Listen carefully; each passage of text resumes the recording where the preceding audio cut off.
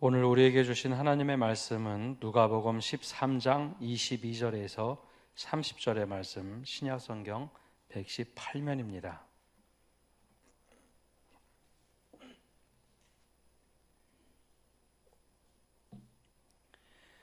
이제 하나님의 말씀을 봉독합니다.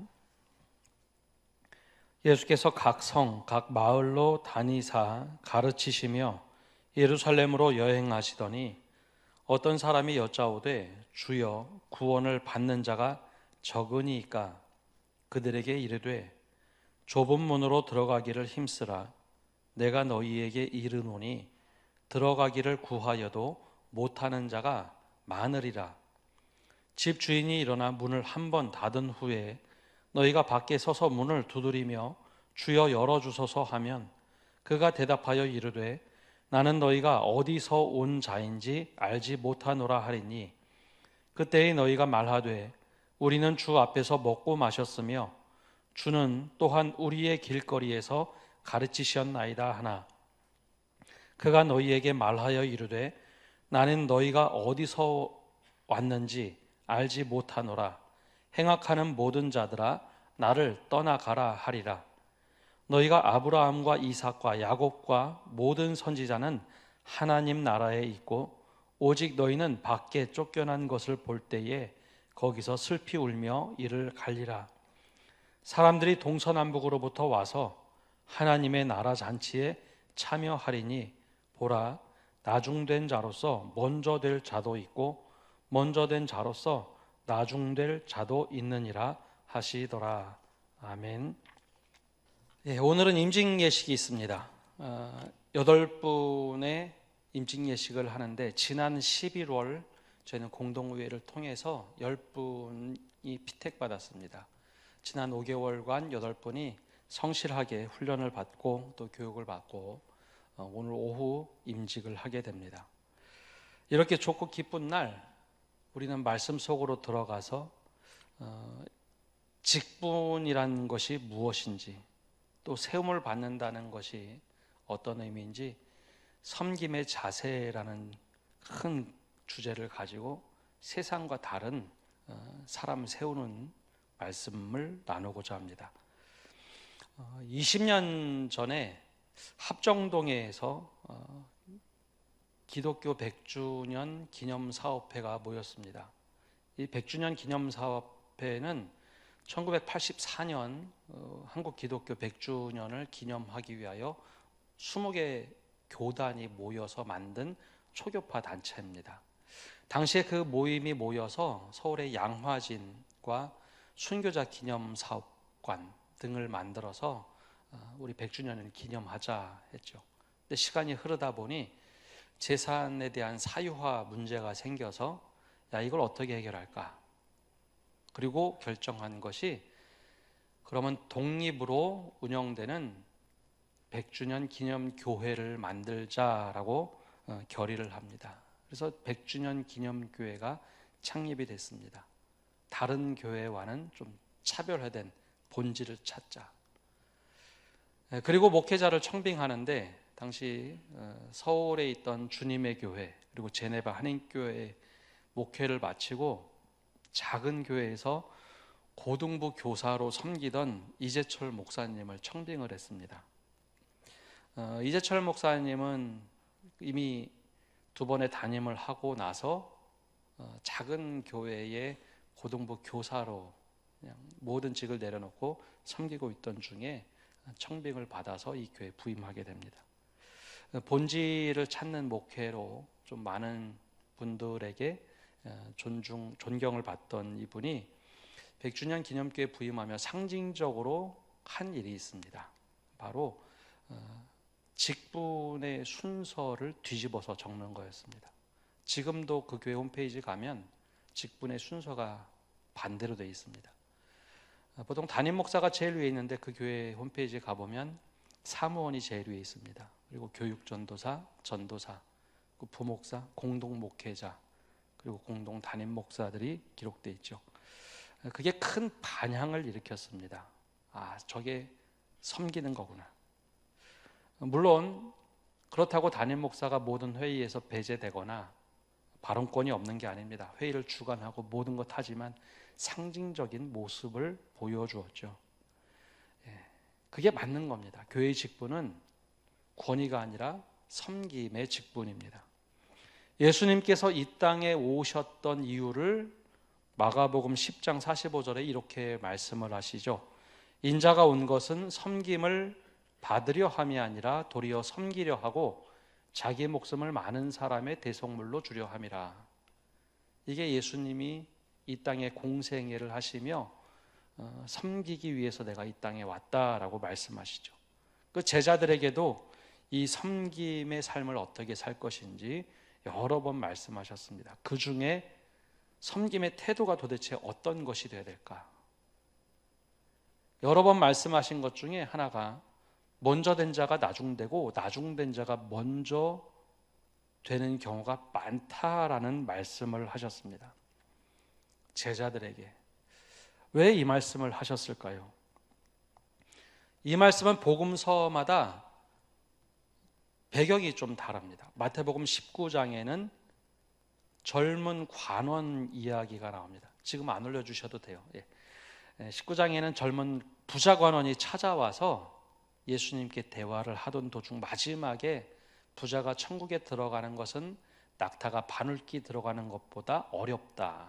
그 말씀을 하신 후에 말씀하셨고, 두 번째는 그 대화가 끝난 후에 제자들을 따로 불러서 포도원 일꾼 비유를 이야기하십니다. 그리고 마지막에 먼저 된 자, 나중된 자 이야기를 하시죠. 그리고 오늘 말씀, 즉 좁은 문으로 들어가기를 사모하라, 노력하라. 그리고 제일 마지막에 먼저 된 자와 나중된 자 말씀을 하셨습니다. 그 각각의 의미가 조금씩 다릅니다. 제자들에게 그 말씀을 하신 이유가 분명하다라는 것이죠. 그러면 왜 이 말씀을 하셨을까라는 겁니다. 도대체 이 의미가 무엇일까? 섬김의 기본 원리 첫 번째는 헌신이 없으면 먼저 된 자가 나중된다라는 것입니다. 마태복음 19장에 나오는 젊은 관원 이야기가 나오죠. 이 부자 청년은 믿음의 명문가에서 태어난 사람입니다. 태어나 보니 믿음 생활을 너무 잘하는 가정입니다. 율법을 지키는 것, 믿음 생활하는 것, 예배하는 것 너무나 당연하게 예배를 하고 신앙생활을 합니다. 그리고 명예도 있고 또 직장도 고위직이라서 사람들에게 존경을 받습니다. 흔히 말해서 태어나 보니 이 모든 것이 주어져 있어서 내가 노력하지 않아도 말씀대로 사는 것 너무나 당연한 거죠. 태어나 보니 기독교 가정이더라. 부유한 기독교 가정이더라. 그럼 자연스럽게 신앙생활을 합니다. 그래서 구제가 당연했고 율법 지키는 삶이 당연했습니다. 그러던 어느 날 예수라는 분이 하나님 나라 복음 선포하는 것에 도전을 받고 가슴이 뜁니다. 그분을 한번 찾아가 봐서 질문을 해보자. 그리고 그 강렬함에 이끌려 예수님이 있는 곳을 저녁에 찾아갑니다. 그리고 질문하죠. 어떻게 해야 구원을 얻겠습니까? 너무나 당연한 믿음 생활을 넘어서 어떻게 하면 하나님 나라를 경험할 수 있겠습니까? 라는 질문을 합니다. 근데 그날 그 자리에 있었던 것은 예수님만이 아니라 제자들도 있었죠. 젊은 부자 관원이 찾아와서 이 질문을 던질 때 그 옆에 제자들이 어떤 마음을 가졌을까요? 제자들과 이 젊은 관원을 비교해 보면 이 젊은 부자 청년은 믿음이나 재력이나 명예나 저 앞서가 있는 사람처럼 보여집니다. 믿음의 명문가, 재산도 많죠. 명예도 있죠. 고위직입니다. 율법을 지켰느냐 물어보니 율법 그거는 너무나 나에겐 익숙한 겁니다 라고 대답합니다. 얼마나 그와 비교해 보면 부러웠을까요? 한참 앞서가는 사람, 나하고는 비교가 안 되는 사람. 그런데 그때 예수님께서 질문을 합니다. 재산을 팔아서 가난한 자들에게 나눠주라. 한 번도 자발적으로 헌신해 본 일이 없던 부자 청년, 모든 주어진 것 누리고 당연하게 살았는데 재산을 팔아서 가난한 자들에게 나누어주라 이야기 듣고 근심합니다. 마음에 갈등이 생기죠. 율법 지키는 건 손해보는 일이 없는데 굶는 것, 금식하는 것, 가난한 자들 구제하는 것, 그런데 재산을 팔아서 남들에게 나눠주라. 헌신의 벽 앞에서 마음을 접습니다. 근심하죠. 반면 제자들은 변변치 않은 일터, 직장을 버리고 삶을 헌신하며 주님을 따랐습니다. 그리고 그 마지막, 이 본문 마지막에 이 말씀을 하십니다. 마태복음 19장 30절에 이렇게 말씀하시죠. 그러나 먼저 된 자로서 나중된 자로서 먼저 될 자가 많으니라. 이 말을 듣고 무엇이 떠올려질까요? 먼저 모든 것을 갖추고 믿음의 길 저 앞에서 걸어가는 저 부자 청년, 모든 면에서 우선일 것 같은데 헌신하지 못하고 뒤로 돌아가는 그 사람을 보고, 반면 제자들은 아무것도 없어 보이고 초라해 보이고, 그러나 제자들은 주를 따라 나선 헌신이 있습니다.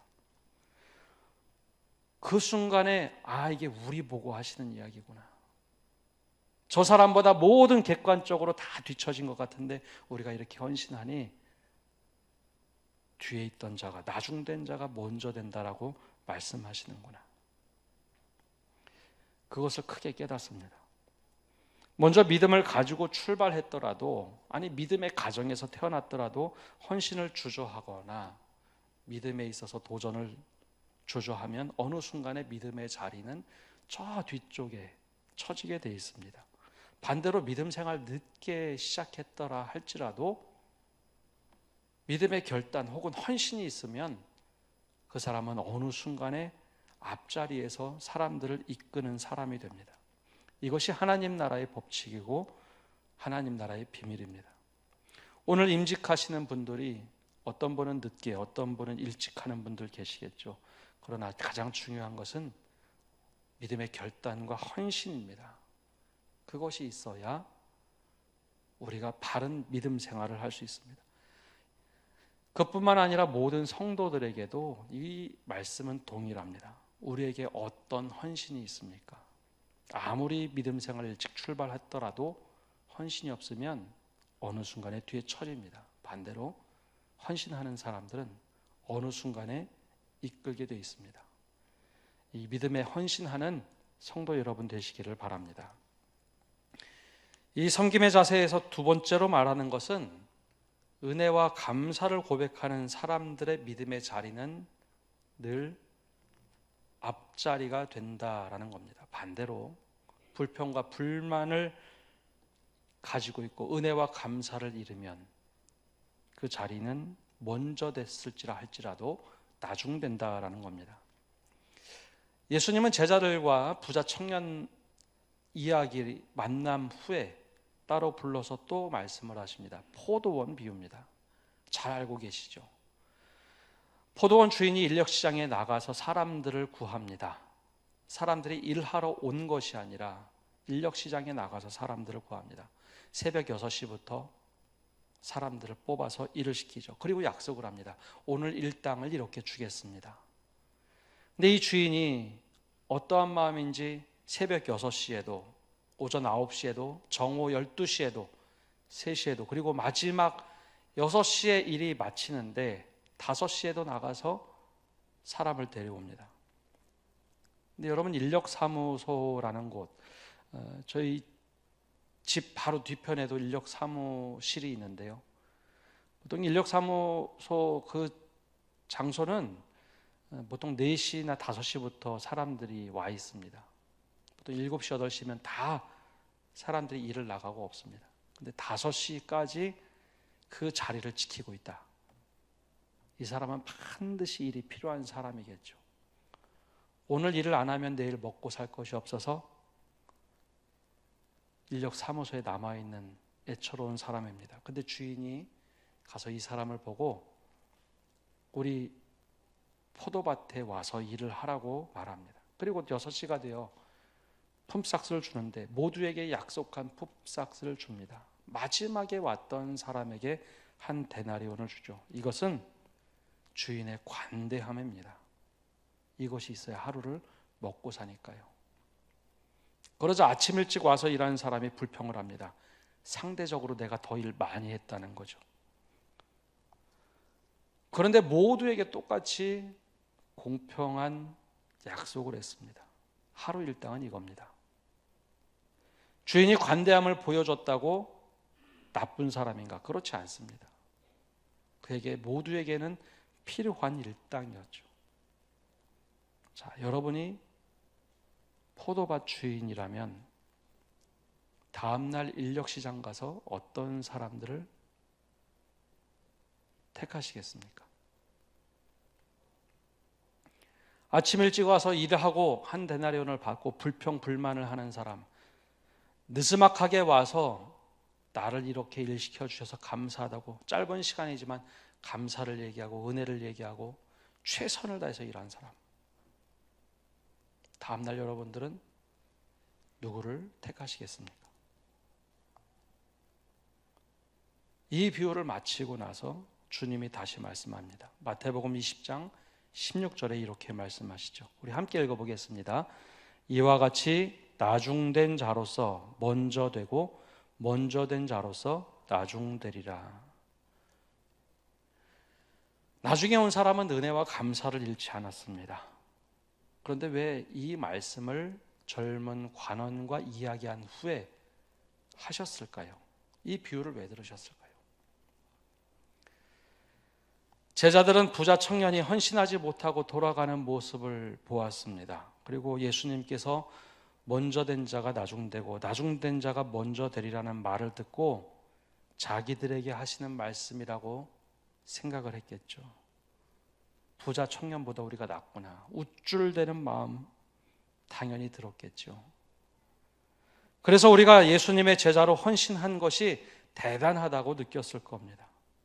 인정받음에 우쭐대겠죠. 그러나 제자들 별 볼 일 없었던 사람들이었습니다. 그걸 불러서 주님의 일을 맡겼던 거죠. 부자 청년보다 먼저 된 자라고 지켜 세워주셨으니 대단한 것처럼 착각할 수 있지만 예수님께서는 그 교만을 경계하셨습니다. 그래서 포도원 비유에서는 그 말의 순서가 바뀝니다.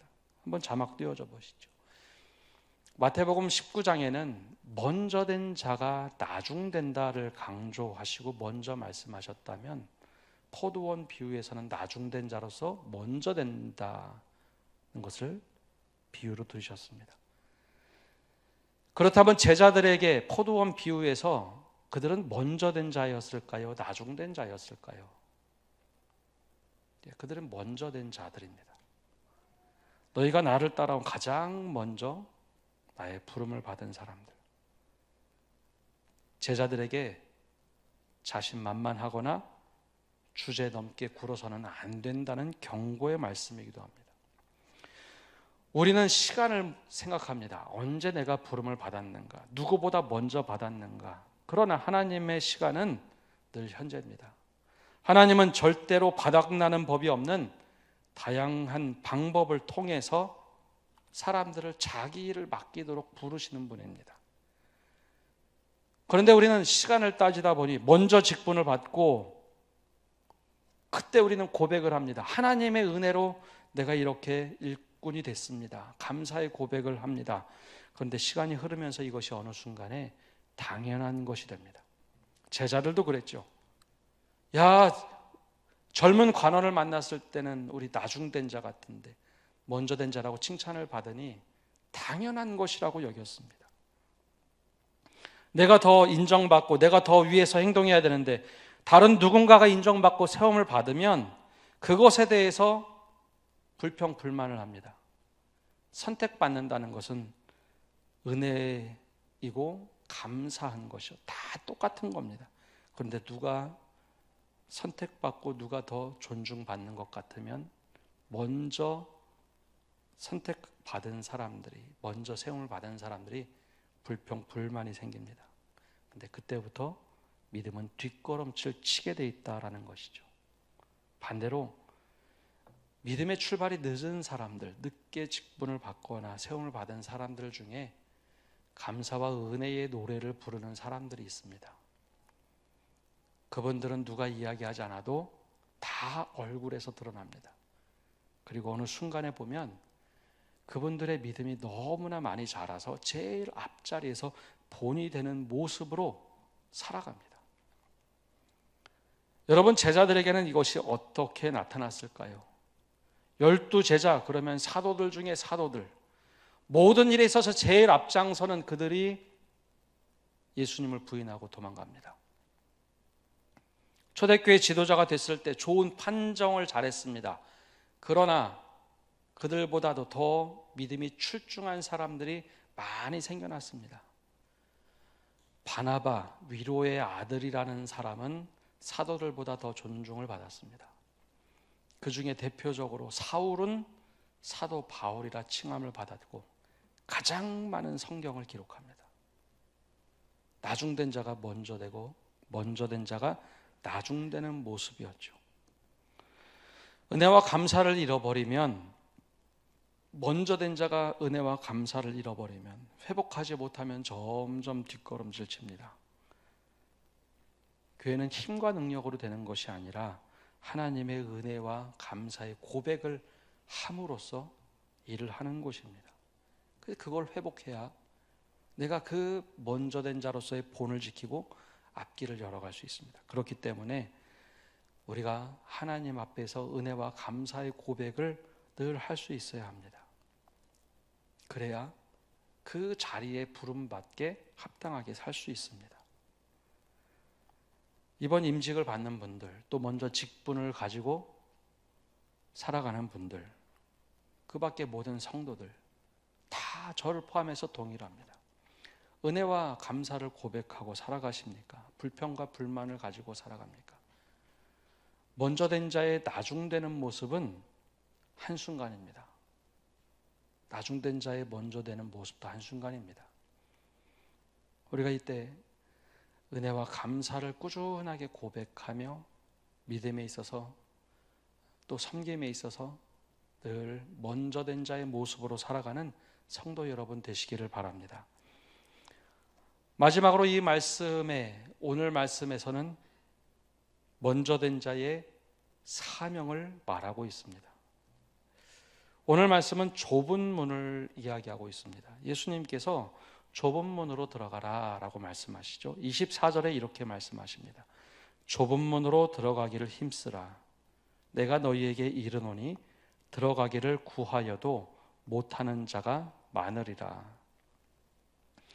우리가 좁은 길 좁은 문으로 간다는 것 너무나 많이 들어서 아는 말씀입니다. 근데 거기에 대한 결론은 우리가 많이 생각하지 못하고 스쳐 지나가는 말씀이죠. 근데 오늘 말씀은 좁은 문으로 들어가기를 힘쓰라 라는 조금 더 구체적이면서도 낯선 말씀입니다. 좁은 문으로 들어가기를 힘쓰라. 열심히 좁은 문으로 들어가려고 하는데 주님은 말씀합니다. 들어가기를 구하여도 못하는 자가 많다. 낯선 이야기죠. 좁은 길 좁은 문으로 들어가면 주님이 다 받아주신다라고 늘 우리는 기계적으로 생각하는데 여기선 다른 이야기를 하십니다. 근데 왜 들어가지 못했을까? 그 이야기를 이어서 하시죠. 좁은 문으로 들어가야지 되는데 좁은 문까지만 갑니다. 많은 사람들이 좁은 문을 향하여 좁은 길을 걸어갑니다. 근데 그 중간에서 이쯤 되면 됐지, 자리를 펴고 여기가 좁은 문을 통과한 것인 양 여기에 내 자리를 펴고 앉습니다. 문은 주인의 뜻에 따라 어느 날 닫혀버리는데 그것도 모르고 여기서 아웅다웅하고 뒤에 오는 사람들에게 때론 이야기도 하고 뭐 그것밖에 못하느냐 하면서 투덜거립니다. 결국 문이 닫혔죠. 들어가려고 하는데 주인이 아는 척을 안 합니다. 모른다고 이야기하죠. 그러면서 아니 저는 가르침을 받기도 하고 주님과 함께 대화도 나눴는데 왜 못 들어갑니까? 저를 기억하지 못하십니까? 들여보내지를 않습니다. 그리고 나서 28절에 이와 같이 말씀하십니다. 우리 함께 읽어보겠습니다. 너희가 아브라함과 이삭과 야곱과 모든 선지자는 하나님 나라에 있고 오직 너희는 밖에 쫓겨난 것을 볼 때에 거기서 슬피 울며 이를 갈리라.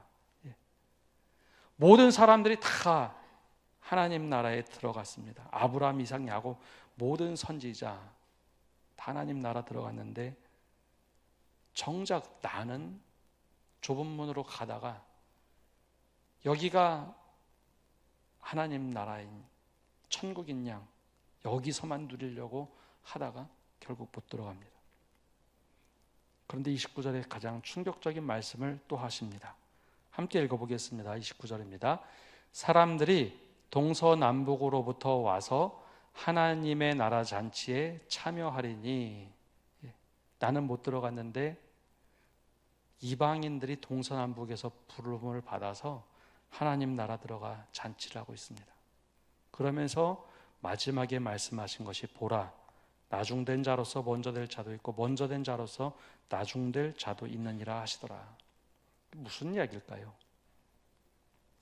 유대인과 이방인들을 빗대서 하신 말씀입니다.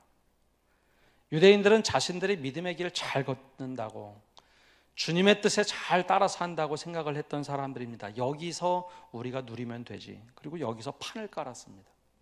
정작 들어가야 될 때 들어가지 못하고 이방인들에 대해서는 그렇게 비난을 했죠.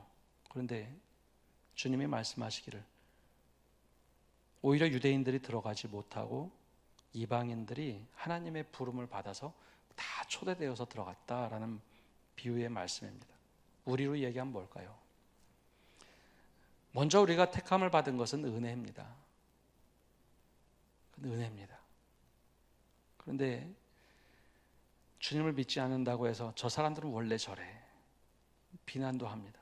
느즈막하게 신앙생활한 사람이 실수를 하면 저 사람은 저것밖에 되지 않아 하고 이야기하면서 나는 여기서 천년만년 살 것처럼 행동을 합니다. 어느 순간에 늦게 시작한, 늦게 부름을 받은 사람들은 쑥쑥쑥 자라서 천국에 들어가는데 정작 먼저 출발했지만 토끼와 거북이 경주 이야기처럼 나는 여기 주저앉아서 있다가 때를 놓치게 된다라는 경고의 말씀이죠. 이 말씀은 또 조심해라가 아니라 먼저 된 자로서 책무가 있다는 겁니다. 그러지 말아라. 남들을 비판하지 말아라. 오히려 먼저 된 자의 모습을 잘 보이라라는 겁니다. 오늘 말씀을 종합해 보면 먼저 된 자가 무조건 나중되고 나중된 자가 무조건 먼저 된다라는 말씀이 아닙니다. 그런 경우가 많다라는 거죠. 왜 그럴까요? 먼저 된 자의 신실한 섬김이 없다면, 헌신이 없다면 늘 믿음에 있어서는 뒤처지기 마련이다라는 겁니다. 그러니 먼저 된 자가 성실하라라는 겁니다. 나중된 자이지만 감사와 은혜를 노래하고 섬기며 살아간다면 그 사람의 자리는 어느 순간에 앞자리가 될 거라는 겁니다. 먼저 된 자라고 교만하고 부리고 어떤 행동을 한다면 그 순간 점점점 자신의 자리가 뒤로 밀려나겠죠. 그럼 그것을 회복하기 위해서는 불평, 불만이 아니라 감사와 은혜를 회복하는 겁니다. 그렇게 살라라는 겁니다. 먼저 교회 나왔다고, 먼저 구원의 길에 들어섰다고 해서 예수 믿지 않는 사람들을 무시해서는 안 됩니다. 그리고 초신자라고 아무것도 모르겠지? 아니요. 그들이 어느 순간에 먼저 된 자가 될 수 있습니다. 그러니 같이 격려해 주라는 거죠. 먼저 된 자에게는 사명이 있다는 겁니다.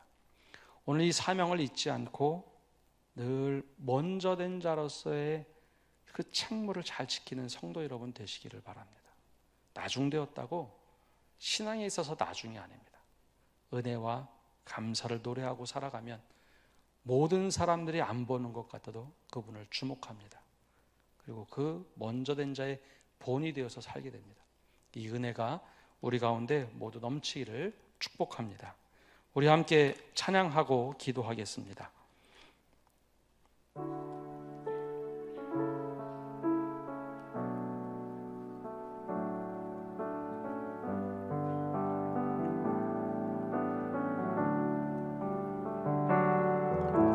진실하게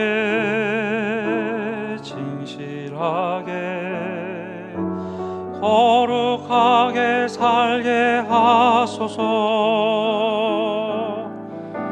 진실하게 진실하게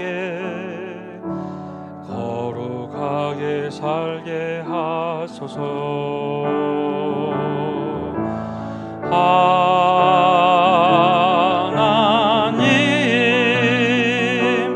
나의 마음 만져주소서. 하나님 나의 영혼 새롭게 하소서. 진실하게 진실하게 거룩하게 살게 하소서. 진실하게 진실하게 거룩하게 살게 하소서.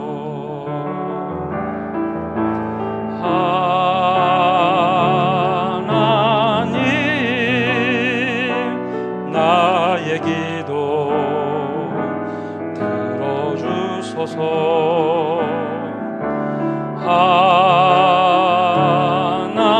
하나님 주의 길로 인도하소서.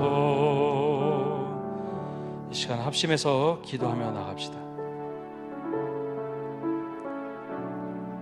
하나님께서 모든 것 허락해 주셔서 먼저 된 자의 삶을 살아가는데 헌신이 없어서 그 자리에 머물러 서 있는 믿음이라면, 그리고 또 나중된 자의 모습으로 점점 뒤처지고 있다면 주님, 우리 삶에 헌신을 허락하여 주옵소서. 결단을 허락하여 주옵소서. 기도합시다. 두 번째 기도 제목은 나중된 자이지만 감사와 은혜를 노래하며 살아가게 해달라고 기도합시다. 어느 순간에 주님께서 나의 감사와 은혜를 받으시면서 남들의 본이 되는 사람으로 만들어 주시기를 간절히 바라며 은혜와 감사를 잃지 않는 사람이 되게 해달라고 기도합시다. 행여 먼저 된 자였지만 교만하고 불평과 불만을 터뜨리는 나의 모습이 있다면 주님, 회복하게 해달라고 기도합시다. 마지막으로 먼저 구원의 길에 들어섰다고 교만하거나 예수 믿지 않는 사람들 무시하거나 초신자들에게 함부로 하는 모습이 있다면 나중된 자가 먼저 된 자의 이 말씀을 기억하며 주님, 겸손하게 해주십시오. 우리 함께 기도하겠습니다.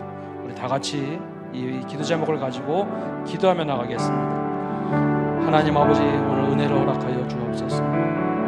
우리가 먼저 된 자인 줄 알았습니다. 모든 조건이 나에게 그렇게 주어져서 이것이 믿음인 줄 알았습니다. 그런데 헌신 없는 믿음, 너무나 당연한 것을 당연하게 받아들였던 믿음, 하나님 우리를 불쌍히 여겨주시고 헌신할 수 있는 도전을 허락하여 주시옵소서.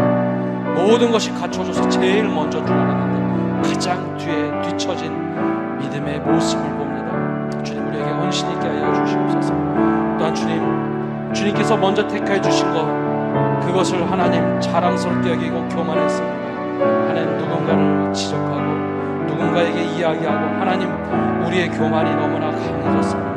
나중된 자가 은혜와 찬양을 부르는 모습, 그 모습이 가장 먼저 된 자의 모습임을 우리가 기억하게 하여 주시고 주님의 은혜로 회복하게 하여 주시옵소서. 더 나아가서 주님, 믿음이 없는 자들을 하나님 우리가 비판합니다. 믿음이 없어서 저래, 하나님 그런 이야기들 속에 믿음이 없었던 사람들이 주님의 부름을 받고 은혜를 받고 먼저 구원받은 자의 모습으로 들어갑니다. 이 모든 것이 우리의 교만 때문임을 고백합니다. 주님 불쌍히 여겨 주시옵소서. 사랑의 주님, 하나님의 나라의 법칙에 먼저 된 자가 나중되고 나중된 자가 먼저 되는 그 수많은 일들, 우리가 눈으로 보면서도 경험하면서도 우리가 깨닫지 못하고 살아갈 때가 너무나 많이 있습니다. 내게 주어진 환경과 조건들이 그것이 마치 헌신인 양 먼저 된 자의 모습으로 살아가고 헌신 없는 믿음으로 살아갈 때 얼마나 나의 믿음이 바닥을 치고 있는지 깨닫게 하여 주옵소서. 또한 주님, 우리가 먼저 택함을 받은 것, 먼저 직분으로 세움을 받은 것, 이것이 주님의 은혜인데 이것을 모르고 교만했습니다. 제자들처럼 교만하지 않고 은혜와 감사를 잃어버리지 않도록 은혜 내려 주시옵소서.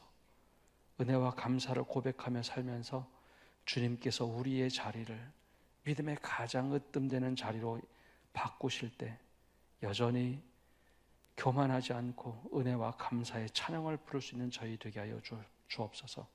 믿지 않는 이들에게도 늘 겸손하게, 또 초신자들에게도 겸손하게 대할 수 있는 믿음의 사람 되도록 은혜 내려 주시옵소서. 그래야 먼저 된 자의 책무가 무엇인지 바르게 깨닫고 섬김의 삶을 살도록 은혜 내려 주시옵소서. 예수님의 이름으로 기도합니다. 아멘.